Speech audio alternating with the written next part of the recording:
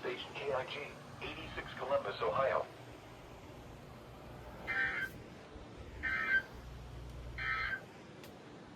Now looking at the weather patterns affecting the southern Great Lakes. Version 8 came on like way before everything else. Of course, the Max Digital didn't go off. It never does. For some reason, that only goes off for real alerts.